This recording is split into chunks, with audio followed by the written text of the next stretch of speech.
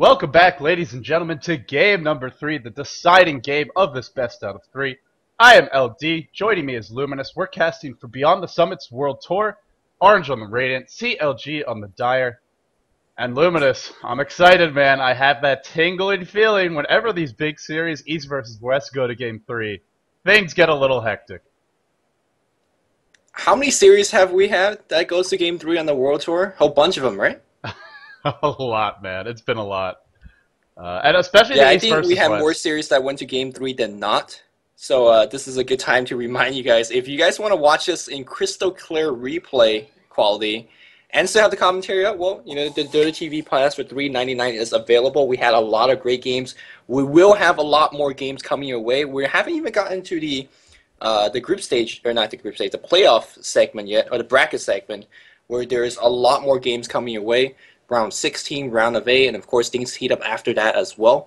Also, if you're missing any VODs, you could go check them out on dotacommentaries.com or on the YouTube channel LDdota, which is most of it where it's at, or a couple of them on my own channel, luminousinverse at YouTube. So that's enough advertisement out of the way. Orange, CLG, Game 3, the same bands here for CLG, each and every game, Templar Assassin and Darkseer. Don't want to ever face that hero. But it's the Chen now on the side of Orange again. Well, we saw Orange was quite happy to put the Enchantress in Xtinct's hands in game number 1 and go for that counter jungle. We'll have to see if CLG want to pick up Enchantress. They are a team, as far as their junglers go. Yes, Akke plays a nice Enchantress. We see them run it occasionally, but they do prefer the Chen. And Leshrac will be the pick here. Sandking to follow it up, so CLG kind of stealing Orange's own thunder, their own style of play. They get themselves that strong 1-2 punch, the good AoE, the team fight, and a little bit of push with that Diabolic Edict. Interesting little, they're kind of taking away from Orange what they'd like to do themselves. So we'll have to see how Orange look to adapt here. Yeah, Orange has to show something new. What they're comfortable with, what they've been using so far is not going to be available. Of course, I like this picking order. You pick up Leshrac Sand King first. You leave yourself the ability to pick up a Crystal Maiden should you feel that you want to counter Chen that route, or the Enchantress.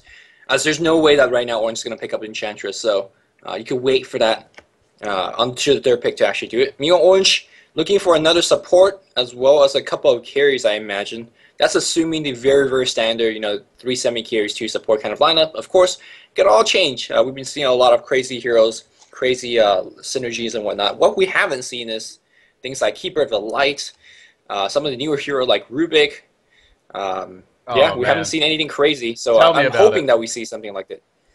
Maybe we'll see a little page on the Zenith playbook, you know, something like a Disruptor to combo up with the Shrek, as well as the Sand King. I still think Disruptor is a pretty legitimate pick, if not a top one, but Orange get, oh man, some big push, some strong mobility here on the Queen of Pain as well. 2 heroes that we're probably going to see in the lanes, most likely Enigma soloing that off lane, Queen of Pain mid, and the Chen, of course, being in the jungle. Now, that could change depending on these last 2 picks. Either way, Orange I mean, their lineup's sort of set at this point. They have their 2 big solos, they have their jungler. Now they need some supports, and maybe at least one more support, and then probably either a carry, a semi-carry, some sort of impact hero to have in the mid-game. Broodmother's in the pool right now. Oh, has to say that immediately pegged up here by CLG. Ooh. They love to run that Brood, and I mean, one of the ways to deal with CLG's aggressive pushing is to basically send 3 or 4 heroes there and try to fight them heads on. Use the tower advantage, use the fact that you could have the buybacks and TP, and try to claim wins there. But with the Broodmother, suddenly, it makes it very hard to defend. Right now, Queen of Pain is a decent hero against Brood, although when Orc gets picked up, that suddenly changes very drastically. So it really forces Mushi's hand on the pick stage. What do you actually go for? If you want to go for push, well, you have to have some good counter pushers to force Broodmother to go back as well. Right, I mean, traditionally, the one way that we normally see Brood countered is something like a Darkseer, a Sand King, a Tidehunter. One of those strong melee heroes that has the great AoE, can stand toe-to-toe with their deal with the Spiderlings. Orange do have room in their lineup for that style of a hero, the only big one that's left being the Tidehunter. And it would fit into their lineup reasonably well. The other way you can try and deal with the Broodmother is to get just a very strong dual lane, maybe have the Chen come instead of some ganks, early Sentry Wards picked up. We actually saw Zenith deal with a Broodmother who was played. I think it was Ice playing, I want to say it was a Gyrocopter, and what he did was he maxed Flat Cannon by level 7, and with some early Sentry Wards delivered to him by the Chen, or the jungler, it might have been an Enchantress, he was able to deal with that lane quite well. So there are creative ways to deal with the Broodmother. whatever kind of hero you want to go for, there are some options. But like you said, the big point is she requires a hell of a lot of attention. She really does. I think you made that analogy. Broodmother is like a girl in a kindergarten class. If you don't give her the necessary attention, she'll cry, she'll break things, towers in particular. She'll spend her doesn't have to be a girl, of course. Could be a boy as well, but just that very needy toddler. Yeah, I think that was the direction I went with that one. And that was perfect. That's perfectly what we're going to be seeing from CLG. Thank you, man. Enchantress is going to get the ban on the second stage. And although at this point here, I'm not sure whether CLG even wants a jungler. Although the jungler does free up a lane, and Broodmother does definitely require the solo lane. So perhaps, yeah, still a very good ban here from Mushi. Yeah, and I guess the question is, where does CLG go from here? They definitely need at least one support. We've seen teams very occasionally run the Leshrac Sandcane dual support, but it's pretty unusual. These heroes do require farm, and they require levels, especially as far as support candidates would go. Shadow Demons are here. Ooh, and that's an interesting choice. Also something maybe Orange will have their eyes on. Against Broodmother, Shadow Demon is pretty devastating. That Demonic Purge will remove her ultimate, even if she has BKB, and slow her down. And against Brood, she's a melee hero, can be kited, especially with that Purge. So we could see Orange going for that, and then maybe a hard carry on top of it. And CLG seem to be worried about that hard carry as they ban out the Morphling. Yeah, Orange has the first pick out of the pick stage, so unless CLG ban it right now, the option's there for Orange to pick that one up. What is the Dire looking for in terms of support? I mean, they definitely want to see Shadow Demon as well. And of course, Crystal Maiden wouldn't be too bad against Chance Creep, but for now, Orange gets rid of the Rubik, as there are pretty good spells to steal. The Hand of God is pretty big, but the Black Hole is always stealable, right? Because when he's channeling Black Hole, well, you know, he's channeling Black Hole, so he can steal it anytime. He's channeling it, that's the key. And I mean, we saw yesterday, Demon stole so many ultimates. Panda ult, Enigma ult, just left and right, picking them up, cleaning up the enemy team. EG played fantastically yesterday. Enigma ult is a good one to steal. Panda would be as well. I feel like Panda is not a bad pick here for Orange if they want to go for it. Gives you a great way to deal with that big team fight of the Sandcane and Leshrac. Also, Panda is actually one of the heroes that can deal with Brood reasonably well in lane. We've seen players in the past, I believe it was Tongfu that did this, go for an early Soul Ring, even Tranquil Boots on him, just to give you that really strong, spammable regen in lane, and then later you can disassemble the Tranquil Boots, or even get something like Arcanes instead. So I feel if they want to go for Panda, it would do well in lane against Brood, and here we go. We'll have to see where they lane it, but this gives them some great team fight now. Panda and Enigma, Queen of Pain on top of it. This is definitely a classic Orange kind of lineup. Venomancer. You know, I feel pretty good today. We're making calls and they've been on point. It's always a reassuring feeling. But Venomancer is going to be the 4 pick here from CLG. So no one caring about the Shadow Demon too much. And this is a very, very questionable pick here from CLG. At least I think so. What does actually Venomancer does here, aside from, you know, wards and all that stuff in terms of counter pushing? Well, he doesn't do too much against the Queen of Pain, nor does he do anything against the Broodmaster, nor does he do anything against Enigma. And of course, Hand of God, Holy Persuasion really shuts down Venomancer. This is what I thought they would not pick into, and well, let's see what they have. Well, we'll have to see how it pans out. Now, there are options in the pool. The other ones they might have been thinking about: Vengeful Spirit to deal with that Enigma Black Hole, also to give you some initiation. Another stun, and stuns are important to have, especially against Panda, Queen of Pain, and Enigma. You want to be able to lock them down and pick them off before the Black Hole gets dropped, before Queen of Pain blinks away, before Brewmaster splits into his Primal Split. So, I mean, Vengeful Spirit would have been an option. So, generally when teams pick Venomancer, they want it for the anti-push and the very strong laning. And that is a concern here as we look at Orange's lineup. They have really strong laning here. CLG is pretty strong in their own right. So I guess that's what Veno really gives you, is the laning stage. As well as some anti-push with the wards. That is another concern. You're up not against just the Chen, but also an Enigma. And on top of it, they get a Beastmaster. And that means even more push if he wants to go for that Inner Beast Aura early.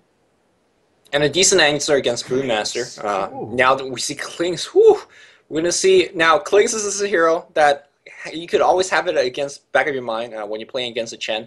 Although, I mean, you don't even see it too often. I think Mousesports Black is the one that's very famous for the Chen, or excuse me, for the Klings play. But also another benefit of having a Venomancer is that you know you're going to be playing 4v5 for most of the time. Raiden is going to be pushing S5, and your Broodmother is not going to be able to defend. Having any great defensive hero like Venomancer would be very, very vital. So Despite not being able to contribute too much in the actual team fight, the laning stage is there. The defensive capability in lane in the pushing is always there. So not a bad way to go about it here for CLG. Yeah, I mean the Venomancer pick, I'm not going to question it. Although, like you said, it's not going to offer a lot of team fights. But I will say I love the Clinks pick here.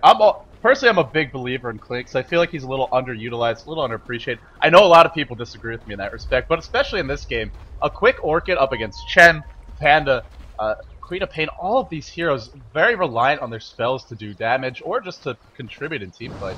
So I feel like he can make a big contribution here if he gets the start. And I know you want to give me a little pushback on that, but let's introduce the players first. Mirakel playing that Sand King, Misery on the Clicks here, so it's not going to be pajkatt. Pajkatt will be farming up on the Shrek, akke on the Venomancer, and up top we will have a safe lane, lacoste playing that Broodmother. And Lumi, go ahead, introduce Orange. Tell me why I'm wrong. Mushi's going to be playing the Queen of Pain. Seems to be going on the bot lane here. Ice Beastmaster has a pair of wards, although I'm not sure whether he bought it himself. Winter is going to be going on top. Offensive jungling. Oh, I want to point out to bring up the status. Looking to be pushing very aggressively against the Broodmother, who does nothing against the counter push. I think we're going to see a big lane swap. Yeah, Lacoste is going to be going up bot. Lumi, we're now we see Chen. Sorry to cut you off. We're going to see a 4-man backstab of the creep wave here. Orange has done this before. I'm trying to remember if it was them who started it or another Southeast Asian team they took it from, but they have done this before. They go immediately backstab the creep wave, get an early tower or two, and then transition back into the lane. CLG, quick reaction though. 3 heroes headed top. Pajkatt, Miracle, and akke. Hastering up on Pajkatt. Oh, this is going to make things interesting. Yeah, I mean, Chen is now going to grab a creep. Now, on the other sides of the map, Broodmother good to get some free farm, which is decent. And Broodmother, unfortunately, can't actually push right now. She's not that bratty little kid at this moment, but she will be in a bit. Glyph is already forced out on the top lane. Burrow Strike, even just for these Eidolons, wow. They're just not shy about using this mana, but they hold for now, and I think that's big. Oh, WoW can come in, a little bit of backstabbing in the background here, and this WoW can, one of the best creep you want to pick up in this kind of situation. +3 armor for your creep wave. Oh no, it's gonna get cancelled, the tornado, and that's a big win. Even though it doesn't seem like it, that's a big win for the Dire, at least momentarily. But what's happening right now is that Tier 1 is still taking some big damage. Burrow Strike will hit, Venomous Scale to follow. Splitter, if Ice goes down right here, that's going to be huge. Panda Clap, Ice is going to go down. Miracle, 1-for-1 trade so far. Venomancer, Sal gets cancelled, but still survives. Pajkatt gets yet another kill on Winter. Now he's dodging upwards. There's Clap coming off cooldown. Spurv hits on Yamateh, and then I think Burrow Strike will be available. Yamateh now suddenly in big trouble. He uses a Clap. Pajkatt very survivable, and the Edict and a Tower bring them down. Great recovery from CLG, 1-3 in favor of them. And whatever strategy right now is failing, Tower in deny range as well. I think right now this is a huge win for CLG. Oh my goodness, the last time, and it was Orange that ran this, it was MUFC that actually took a page out of their book in the same tournament. Oh my god, I mean the last time they ran it, they just got the 2 towers basically for free, uncontested. They give up 3 kills, sure you get a first blood. But you're devoting 4 heroes to this. Meanwhile, on the bottom lane, Broodmother getting their free farm on Lacoste. Gonna start pressuring this tower now. He's got a decent number of spiderlings up. He's not gonna knock it down just yet. The tower gets denied up top. And that will be some gold in the pockets of Orange, but when you go for this kind of a push, you don't want those towers denied at all. And Broodmother's gonna be pressuring the bottom lane here. Tower losing about 300 health. And this is a free farm Broodmother. It's also a Clicks who's having a reasonably decent time, 8-3. Mushi leading the way there mid, but not by a lot. Yeah, I gotta say, it's looking pretty good for CLG. Yeah, I feel like everything that could go wrong, aside from the first blood for the Radiant, did go wrong. Tower was denied. I mean, they lost 3 heroes. It was a 4v3 and they still lost 3 heroes, right? So, I mean, that went horribly. And of course, Broodmother now has to be attended to. She's level 4, and a Beastmaster's level 2. Let me tell you, any low... more action on top lane right now. Winter gets split off on. Winter's going to go down as well. I think it's time to abandon ship, because this lane is it's pretty much dead. Yeah, and that lane's in a lot of trouble, but here's the thing, like you were starting to say, Broodmother, they don't have an answer for her anymore. I mean, sure, Panda can lane well against her. Beastmaster not too bad himself, especially if you go for those early laning items like the Soul Ring, the Arcane Boots, the Tranquil Boots, these types of pickups. She's already level 4. Yeah, Beastmaster's going to catch up, but the problem is she's going to have her Soul Ring now, which means constant Spiderling spam. Middle lane, though, it is Mushi with a big solo kill and Clinks. Only level 4 for that Clinks. Mushi now level 5. Gale coming out. Blink cooling down, he will get away. And that solo kill, that is what Orange need. This Queen of Pain is going to have to make a big impact here to kind of drag them back into this game. So earlier you were talking about Plinks and you were believing in it. I'm not so much to say that, you know, you're wrong or anything like that, but what I want to point out is you're right. Once he gets the Orchid, you know, he's going to do quite a bit. And because of the recent early buff on Orchid, it's actually a very, very viable pick. But just in the many games I've seen Orchid being, Klinks being picked, I never see him actually have that good start. Regardless of the fiery arrow giving great plus damage, he always seems to get outlaned. I'm not sure whether it's just the hero that he's laning against. Winter, by the way, completely dead in the jungle. Burrow Strike, Venom Scale, all waiting for him. As I say that, Miracle gets stopped by a neutral, but no, Winter still dead now. Actually lasted by the Broodmother. Klinks just doesn't have the good start, and he's not having it here either. So now his team is doing quite well, so it doesn't matter too much. Right. Well, that you're right. He doesn't. Here's the thing about Klinks is I feel like he's really wasted in that middle lane. They put him there for whatever reason. Who knows why? His ice will take a fall bottom. But Klinks is a hero. I think he's so much better in this, especially in the protected farm in the safe lane, where he can kite heroes, drive them out with Syrian arrow harass. Queen of Pain is also a very difficult matchup for any hero, even a Klinks. And especially in that mid lane, you're not going to really trade hits as effectively, where Shadow Strike is always going to do good damage. Up top, Mushi eats a Split Earth. Maybe going to turn this one around on pajkatt. I think pajkatt has overestimated here, and in comes Winter. Mushi dropping low. He's going to get the kill, is he? Yeah, he is. Mushi almost dies, though. But here we go. The pressure on the bottom lane. CLG are going to get a tower, and this one should not be denied. Ice can't do anything. And now with that early tower down, Broodmother has free reign over the Radiant jungle. 5.5 minutes in. Oh, this is going to be trouble for Orange. Yeah, very curious to see even CLG putting a little bit of help on the bot lane. I think Broodmother was completely fine on that lane on her own, but I guess they just wanted a tier 1 tower. Because getting the help right now, Broodmother means she can push that tier 1 basically instantly, versus her trying to do a little bit of damage over time, over the courses of the next 3 or 4 minutes.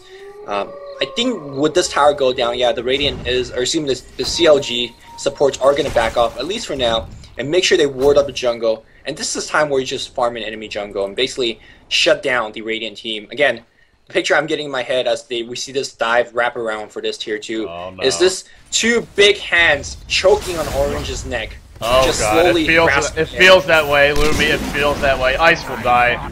Great pressure from CLG. I love this reaction. Guys, I gotta reiterate, if you haven't already watched the games where Orange has done this strategy, MFC did the similar thing. Oh, the blink in! Mushi gets one, Willie turn 2. Miracle actually taking the tower, he's gonna die, I believe. One more scream, the bottle up, the tread switch, Mushi gets 2. Well, that's something that Orange could definitely look to capitalize off of. They get a couple kills, they also drive the Broodmother out of that lane, which means they can push it out, get some momentum going their way. But back to my point I was trying to make. God damn it, Yamateh, let me make my point already. Okay, he's gonna let me. Okay, here's the point, is CLG responded with a lot of aggression of their own. They contested that push. Most teams were content to go for the trade-off, so I love this adjustment. And that being said, Orange still not out of this one. Scores 5-7. Gold in the favor of the Dire, pretty significant lead. Experience, though, very even. And Orange are behind, but they do have that great team fight, that great mid-game. I would not count them out just yet. Yeah, I completely agree because of the hero they have. Remember in game number 1 when CLG as a whole, as a team, was just doing very poorly, the only hero they were doing very well in that game was a Windrunner, and I believe I made a comment about Windrunner is not the type of hero that would carry you back. Burrow Strike is going to hit on Yamateh. Yamateh down to half. He does have his ultimate magic. No, not even level 6 at this point. Smurf hits on 2. Queen of Pain can't even blink out. Wow, the damage. The burst damage from pajkatt. Insane. Not many players actually skill pulls Nova. And that was one of the reasons you might actually want to consider that, because it's actually insane amount of damage if you combine it with Diabolic Eating. And we saw, we saw Leshrac in game 1 goes for the lightning, very effective, but here the Pulse Nova is giving him a lot more burst. Sorry, go ahead. Yeah, going back to the reference to game 1, Windrunner is one of those heroes, even if you have a powerful start, she's not going to carry you back in the game if your team's doing poorly. But Queen of Pain is one of those heroes that will. We saw, again, her entire team doing very poorly, but hey, double kill on the bot lane. She has huge burst damage. That no matter if you're down by, a couple levels, you can pull your team back. Now, the death in the mid lane definitely hurt her, but once her ultimate goes off cooldown, look towards her to actually look for a very aggressive dive. Even against heroes that it's normally difficult to kill, like the Broodmother, like Misery, he could actually kill him.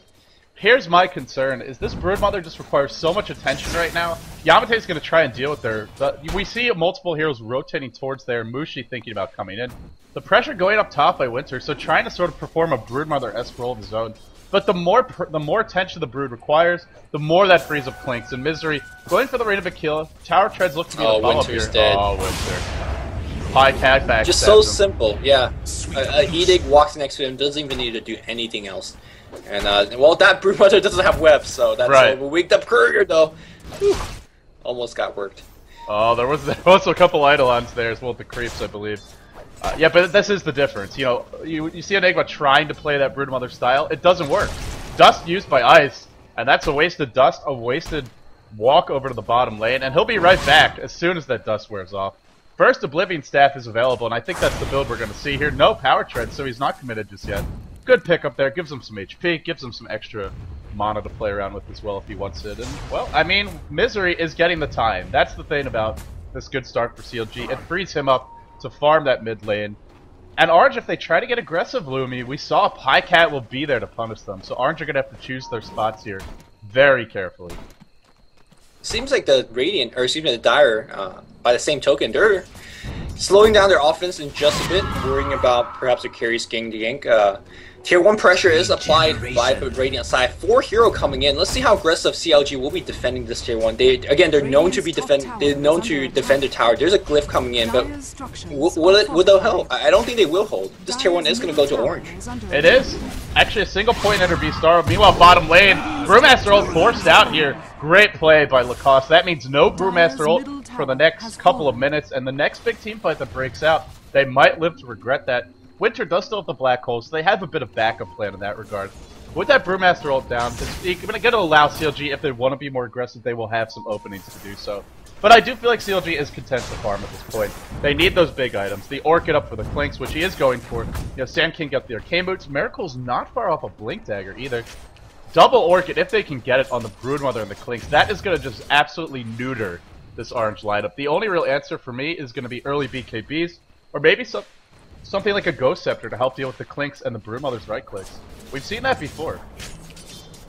Yeah, that's definitely a very viable choice. Although I'm not sure Ghost Scepter will be a decent choice against Electric Pulse. Yeah, that's the problem. That's a big deal. Sand King's pulses do hurt quite a bit as well, so that's some concern. Force Staff again could be a decent alternative depending, you know, what you're more afraid of. But for now, yeah, the Sand King Blink Dagger, once that one finishes, it's basically like Shackle Shots that always hits, and Shackle Shot that deals damage, basically. It's just absolutely insane. But Roshan right now is happening. The army of Spiralings, the Flame Arrows, the wars coming in. And I think CLG is just basically showing us a textbook Dota. If you're ahead, this is ways to get even further ahead, and basically drag the game completely out of reach for the enemy team. Yeah, the early Medallion pick up the wards to do the damage, the Spiderlings to help tank, and this is where that Broodmother comes in handy. Look what Orange were trying to do, set up a gank on the bottom lane. Maybe they'll even find that gank, but an Aegis for a Broodmother kill, definitely not a good trade. In they come. Kind of a slow reaction here from Lacoste. Shadow Strike to start. Do they have a gem? Yeah, they do. Gem up on Yamateh. And that Earth Panda will have the detection against 2 Invis heroes, as well as a team that's already got pretty good map control. This will help Orange a lot. But if they lose it, oh boy, that's going to mean some big dewarding coming out from CLG.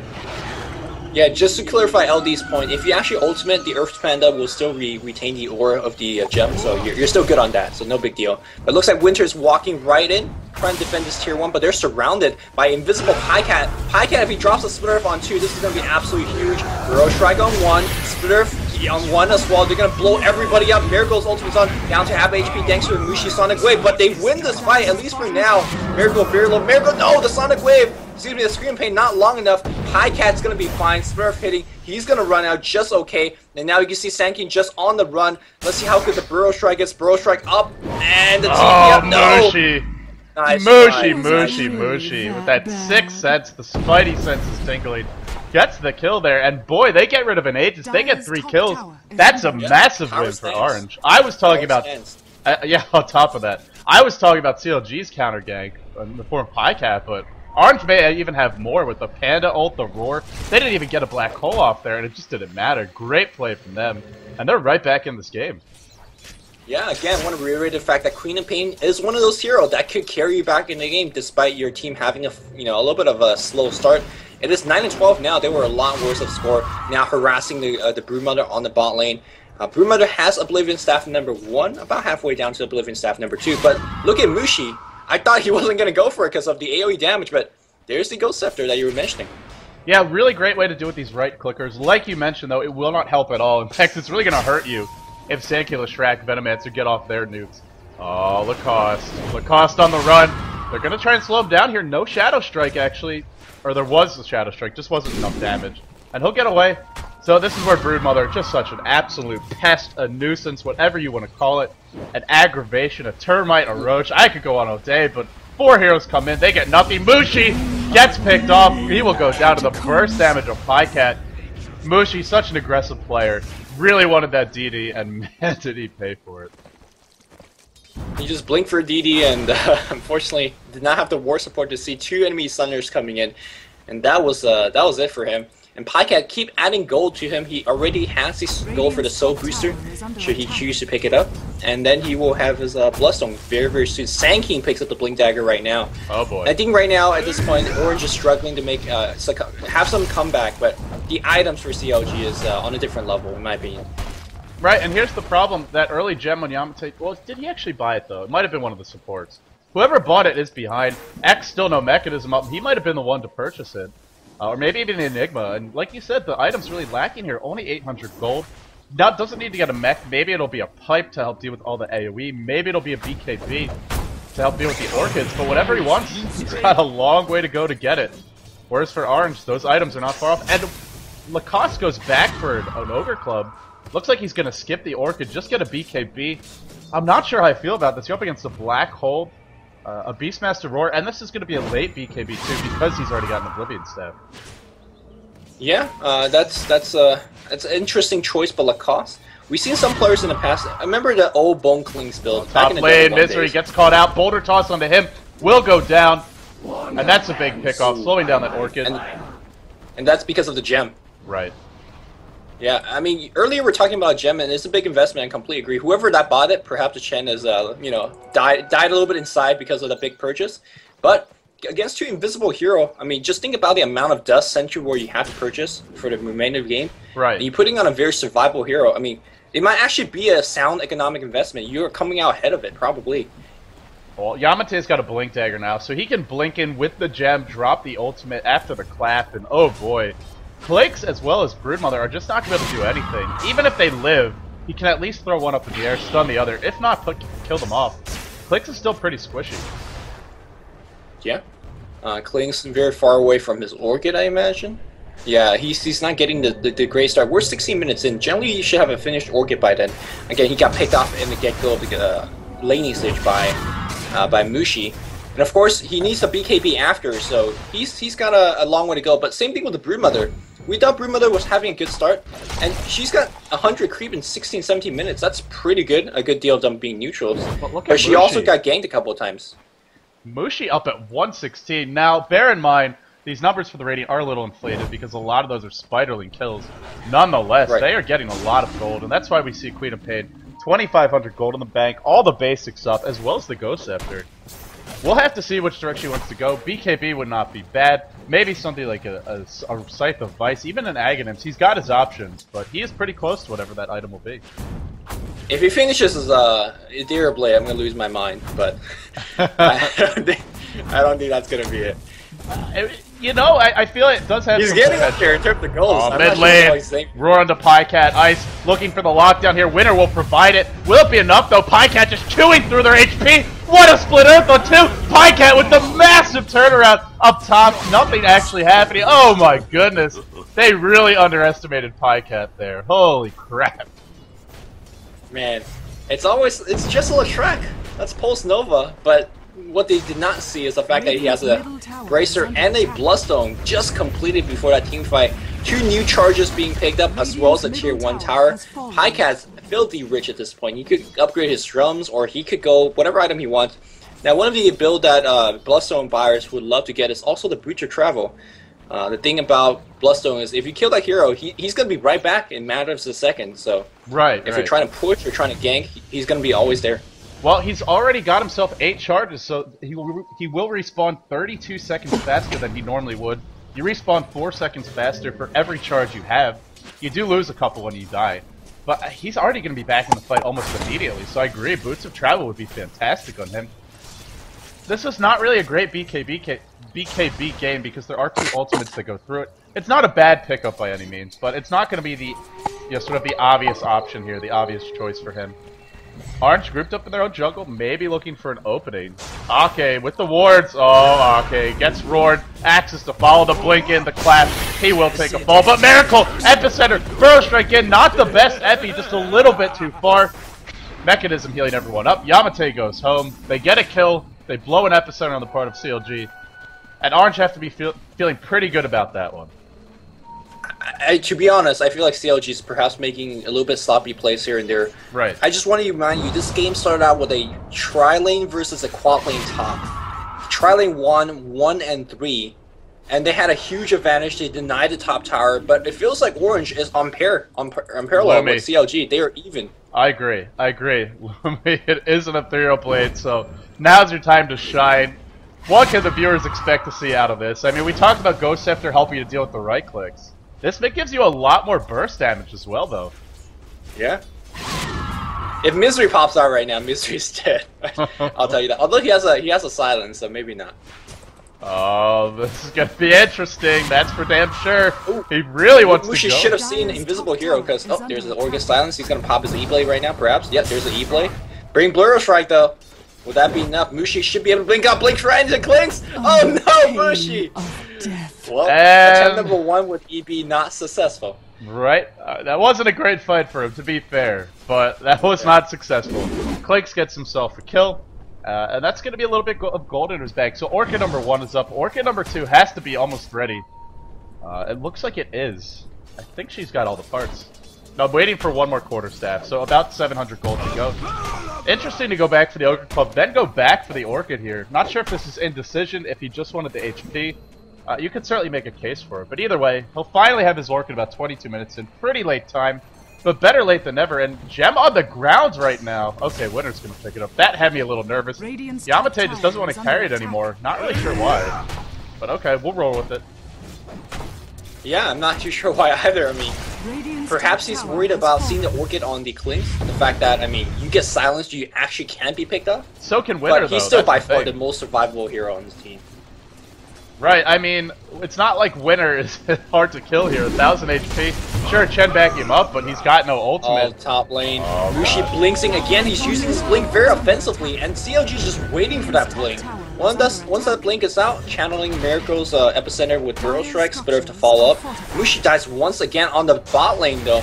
Big fight breaks out, and there's a silence against Yamateh. He cannot pop his ultimate. The Chen sandbag, that will be available. He is going to be good, but now without Panda here, X on retreat, will he make it out? The damage is insane, he will. Wow, close calls on the Radiant side. While that was happening, Winter actually last hit the tower. I think that was with the Eidolon, so great play by him. Microing those, making sure to get it, and CLG, sure they get the kill, they do miss out on the tower denied there. And we need a bathroom break for Ice, so everybody, this is a good time for y'all. Grab your drinks, grab yourself a snack, and we'll be back soon with this game 3, but while we have a pause, do we have a team with a clear advantage? Let's take a look at the gold graph. Pretty even there, 5k gold, significant lead for CLG, not overwhelming just yet. Same for the experience, around 3k, which is pretty minimal. Pajkatt to me is the big worry right now. I mean, because he's so tanky that I just don't know how they bring him down. And if they do, well, it's not just Pajkatt. I guess what I should say is it's him, and then it's the fact that if you worry about him, if you focus him, then Misery and the Broodmother might be the ones cleaning up. So do Orange really have... Do they have the ability to deal with these 3 semi-carries with their mobility, their ganking potential, and their late game scaling? Lumi, what are your thoughts? I think in theory, just hero versus hero, I feel like the Radiant is just simply better. You know, Sonic Wave is just going to shred everybody's HP up. If you get your ultimate off with Panda against Cyclone, Boulder Bash, they have a lot of lockdown. But again, you can see that they're winning these fights when they cast their ultimate, and that's a big if. Against double Orchids that's now up, I felt like they have a lot of time to actually win more team fights and get more ground. they haven't done so. I feel like Orange is dropping the ball sometimes. Maybe that's just me being a little bit harsh, but again, this is this is a quad lane that started out and didn't do too much, right? And now I feel like Dire is getting the ground back. It's not just that. I mean, look at Queen of Pain picks up the Ethereal Blade and has done nothing but get picked off since then. And I mean, I don't think it's the item so much as what he could have had in return. If you don't go for the Ethereal Blade there, you have a BKB, and that would definitely give you a lot more survivability, as well as HP, or like you said, a Bloodstone, a lot of extra HP to work with. So it's a cute little pickup. It has potential to give you that insane burst damage against Clinks, against the Leshrac, amping up all the magical damage. But on the flip side, it doesn't give you any additional survivability at all. The Ghost Scepter already gave you a lot in that department. Yeah. Now CLG is going for the Roshan here as. I feel Can like they actually do this? I feel like Orange can't really afford to give this one away. If pajkatt has 2 lives, this is going to be trouble. Also, another point booster up on him. He's going to get it, though. They're just not in position. Yeah, he is. Orange are so late to this fight. Gem now on the Beastmaster. They have to know. There are 5 heroes off the mat. No Broodmother. They have to know. Roshan has fallen to the So the gem got passed around again, by the way. Ice is now the one carried it. The musical gem play is coming out here, and Misery might run into that gem. Oh, he runs up the hill. He sees X. He sees Mushi. And he's not actually going to run by the gem. Bit of a... Maybe that's why they're passing it around, so that he doesn't know who's carrying the gem. That's a possibility, right? That is, actually. That sounds very smart. That sounds very smart. I'm not sure if that's what they have intended, but here comes the big smoke gang for Mushi. He sees pajkatt and it's 2 lives. There's no BKB up, so they could try to burst him down to half HP. Where's the healing coming in? No healing just yet. Blink Burrow onto 2 Splitter. It looks like that's everybody dead. Leshrac's still alive. He finally dies, but that's what the Aegis Immortal is for. Panda ultimate is trying to surround him down. No, he's absolutely fine. They just don't go for pajkatt. They don't have enough. And now Akke is okay, at least for now. Akke, yes, survives with 100 HP. Yamateh ultimate form runs out. He's gonna be dead. Oh no, that was an Aegis for 3. And now the Radiant could just go, or the Dire could go for a tier 2 mid. And perhaps even just knock on the high ground. At the very least, Aghanim Scepter on pajkatt. This is the pajkatt that, you know, we were expecting to see in game number 1. Big farm, big aggression, gem onto him as well. So 3 kills plus a gem. That's got to be at least a 2,000, 3,000 gold swing. The gem will not be reflected in the gold graph. Wow, here's the thing about that fight. First of all, Aegis on pajkatt, so killing him, you know, it's great and all, but there's just no follow-up for it. But the other thing that I'm noticing now is CLG just have so much mobility in these fights, especially on the Clinks, the Broodmother, that it's really hard for Orange to actually find that big wombo combo, the Black Hole, as well as the Panda Ultimate. pajkatt might go down, though. That would be a nice pick off. The gem goes back. And Broodmother's not going to pick that one up. So they don't get the tier 2 mid, but they do get one bottom. That one picked up by Misery. Right. And here's the beauty of that Bloodstone, right? When you pick off the strongest hero on the enemy, what do you get out of it? You defend your tier 2, that's great. You're not going to push. You're not going to go secure your jungle. You're not going to go counter ward like massively, because guess what? He's back now. Haven't even finished analysis, he's back, and that's what Bloodstone does for you. It's insane. Amazing. Yeah, and he's also got an Ogre Club now. No armor, really, but who needs it? You're up against a bunch of nukes, not really any physical damage to speak of. And that's, you know, it's just the second game in a row we have seen that for Orange. Just a lineup that's very heavily nuke-based. A much better team fight, late game potential, I would say, than they had last time around. But again, just a team that only has one way to kill heroes. And, well, BKB is going to be up soon on Broodmother. Burrow strike in. The initiation pretty strong. There's the Ghost Scepter. Just getting Miracle to kill. Oh my goodness, Mushi. This Ethereal Blade, this is like the second he bought it, it's just like everything that could have gone wrong from this game, it all falls apart. Oh man. The funny part was like, oh, well, I guess I'll use my EB now to dive faster to the epicenter.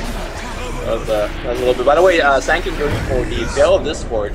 If you could choose an item between, and then Klings gets picked off by a party of 3 or 4. If you could choose between, all you care about is doing more damage, Veil of Discord actually does more damage than an Axe Scepter on Sanking. So, of course, an Axe Scepter gives you HP and all that stuff. But and that's not just for him; it's for everybody. With pajkatt, and Poison Nova as well. Akke does some good damage of his own. I mean, don't underestimate that level 2 ultimate, and it's definitely contributing here in these longer scale engagements. pajkatt on cleanup duty. But I just don't know at this point the BKBs for CLG, sure, they can still be disabled by the black hole, the roar. And I was sort of saying, are they really worth it? But now, at this point, I mean, they're absolutely worth it, because Orange no longer have the burst damage. The right clicks are pretty irrelevant for them. And even if you get chain stun, there's just no follow-up to that. I mean, what right now, pajkatt, the true death that he had experienced is because he was stunned, and he can't do too much about it. And the stuns just keep raining down. If you get stunned by one, you're going to keep getting stunned. Now, BKB, the roar is going to stun you regardless, but what's not going to happen is all the other stuff happening, like the Malefice keeping you locked down, the burst coming from Queen of Pain. That won't pierce through BKB, so you're fine. So even if you're stunned for 4 seconds, you're surviving for that 4 seconds, and they can't even do anything to you. And then after that, you're king. You're absolutely king. Nothing the rating could do about it. I mean, this is the beauty of running the triple semi-carry strat, where you just make it so that you can't... Oh, misery! Oh, man! He's put 1 foot into the lava and then takes it back out, and he will live.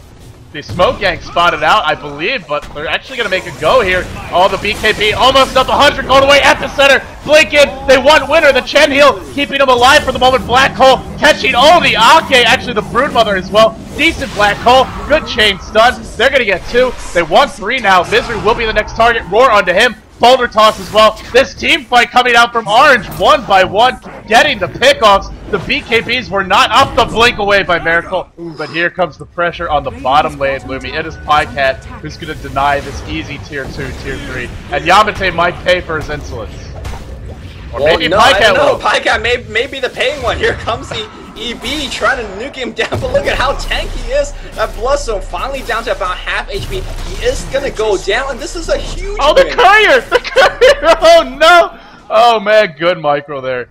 4 kills. They delay the BKB of the Clinks, they delay the BKB of the Broodmother. They kill off pajkatt again. And even though he's got 8 Bloodstone charges, he's level 19, so he's still down the sidelines for 30 seconds here. This is the beauty of Orange's lineup, is that big team fight. They can have a great initiation and then get the pickoff. So like you said, BKB don't do you any good if you can't actually use it. We saw, even if they had BKBs there, they would not have had a chance to use them. Oh man. I'm gonna be cynical and say, well, you know, green micro on the courier, but you got nothing in micro when you're dead. Oh man, Orange team fight, and I felt like it was Radiant just coming one at a time. I really value the great save by Mirakel. He 3-man Burrow Strike, came in with a huge epicenter, and then didn't even die. That was great play. Unfortunately, it was just not enough. It wasn't enough, and maybe we discredit Orange. They rely on their AoE ultimate. Again, it's a big hit or miss, right? Once they pull off their ultimates, they are golden. If they don't because of the orchids, then things go wrong. So I think as big of a swing of a team fight that was, it could completely go the other way, and we've seen CLG done that in this game already. So we can't really say how this is going to go. It's actually a risky. Absolutely not. I'm completely with you there. Now, the one thing I will say is pajkatt was not with his team, and I don't think they've lost a fight where he's been with his team, so that is something to keep an eye on. I would like to see the Boots of Travel. That's got to be the next item pickup at this point. He's got everything else. The BKB, the Bloodstone, the Aghanim's. What more could he possibly need in the damage or utility department? I think just having that mobility, that second chance in a fight, that's going to be absolutely huge for him. Maybe buyback is a concern. You are down to just 1 tier 2.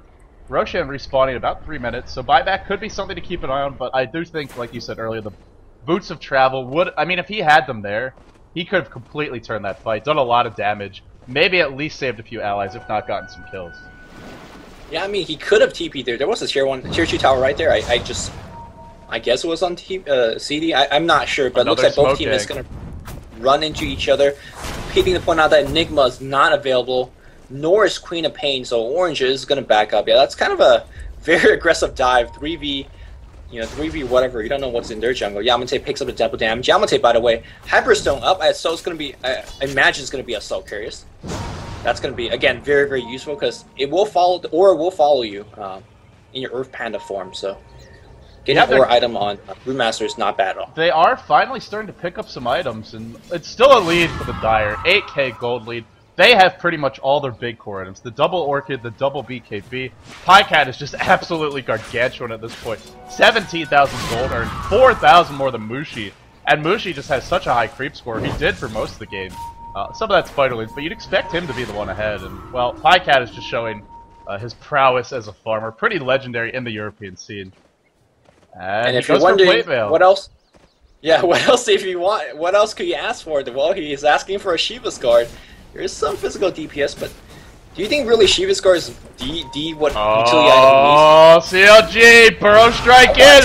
Roar goes out, clap as well. Miracle getting focus here. Silence, the big test of fate. Oh no, what a split earth! Pajkatt turns it around, pulls Nova onto Winner, double BKBs, nobody taking damage right now. Winner gonna try and TP out, Pajkatt on the chase, has the scent effect, should be able to lock him down and pick him off. Oh man, that smoke, just revealing them, and Miracle, he talked about his saves earlier, there we're seeing the other side of his play. Didn't actually stun anybody, but did kind of scare Orange and set up the rest of the team.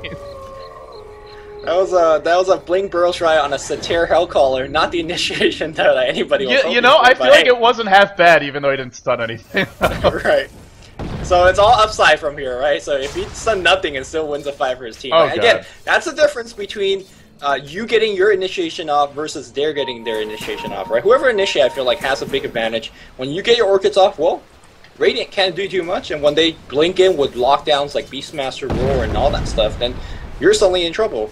So it all comes down to the initiation as well as positioning. Oh man, and the gold graph, it starts to dip down, and what a time to win a huge fight for CLG. Roshan back up, Medallion applied, they're going to charge in the pit and look to pick this up.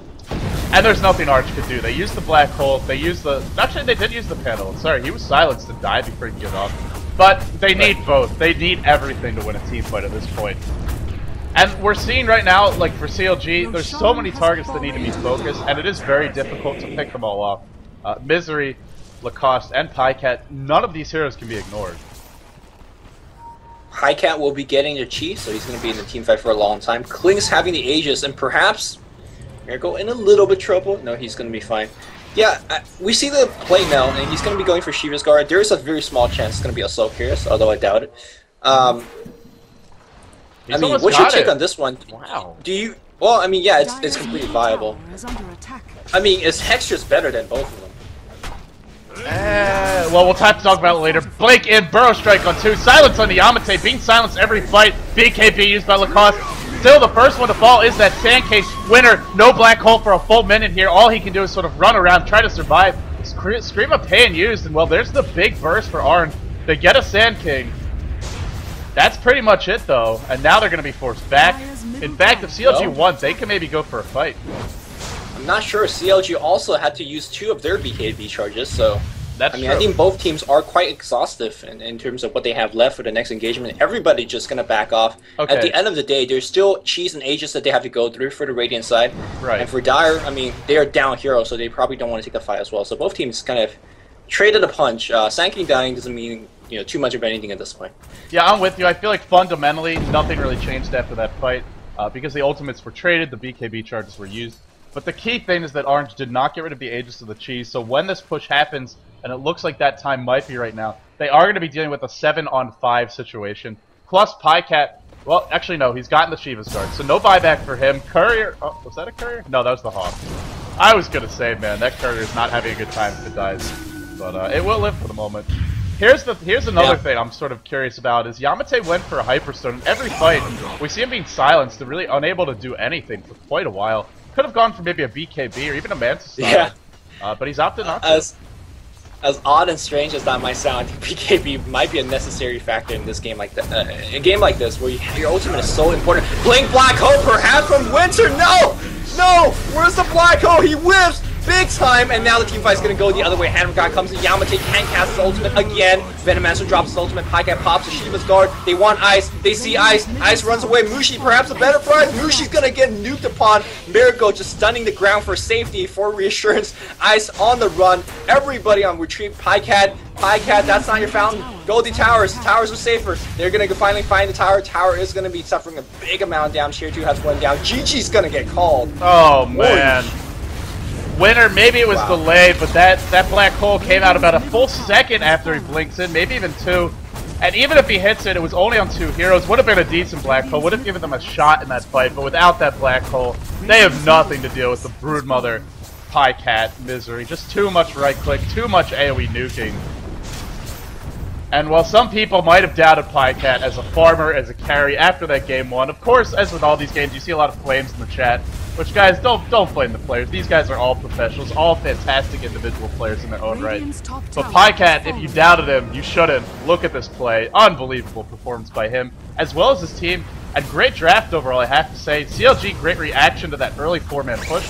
Let's not forget how this game started. That's a very unorthodox play, but CLG were fully prepared for it. Radiant's top barracks has fallen. It felt like Orange told them what they're gonna do, and CLG says, "Okay, all right, we have an answer." That's exactly what it felt like. And that was due to the quick. I mean, remember they started with a Brewmud on top, right? They saw what's coming. They immediately transitioned in lane. That's just a big level of expertise that just doesn't show them on the scoreboard. Right, great decision making all around by the team. And CLG, their very first series in the Beyond the Summit World Tour, they take it 2-1. This was not an easy series by any means. They did have to fight for both of their wins, but they take the series. Orange drops down to 1-2. World Elite currently 0-2, so there is a chance for a bit of a tie there. We'll have to see who's actually going to advance. Blake in with the BKB by Enigma. It's all for show at this point. And here come the right clicks to Misery. Enigma will take the fall. Lumi, we're going to see another CLG game today. How are you feeling about their chances of doing in that one? Are they going to go 2-0 for the day? WE. It's WE, I imagine, right? Yes. Yeah, I mean, WE, they are definitely a very capable team, and I think it's going to be a good series, and WE is going to be fighting for their lives. 0-2 in the group right now. They have to win to even have a shot in this game, and WE is going to give their best. Let's see if CLG could actually hold this. It should be a very, very interesting series. Yeah, it's not for sure, oh, CLG is going to win this, or WE is going to win this. It's going to be even, I think. Oh, big plays from the disconnected Beastmaster, being controlled by one of his teammates. Mask Command is picked up on pajkatt here, just for some good right-click damage. Oh, big come the Shivas as well, nuking down Yamateh. Yamateh will take a fall, I believe. No, he's gonna live. pajkatt with the big stat pads. In the end, 10, 3, and 14. Team is 30 kills. pajkatt participates in 24. Leads the way in terms of farm. Drafts a great lineup. Makes some good decisions in game for the team. And overall, CLG just a little bit more organized, a little more prepared for this matchup. That's gonna do it for Orange versus CLG. CLG do take the series 2-1. I am LD, joining me was Luminous, but ladies and gentlemen, do not go anywhere, because in about 10 minutes, we should have CLG coming up versus World Elite, another East versus West matchup. Can CLG jump out to a quick 2-0 start of the group, or will World Elite be able to take them down a notch? We'll find out soon. Thanks again for watching, guys. We'll see you on the other side.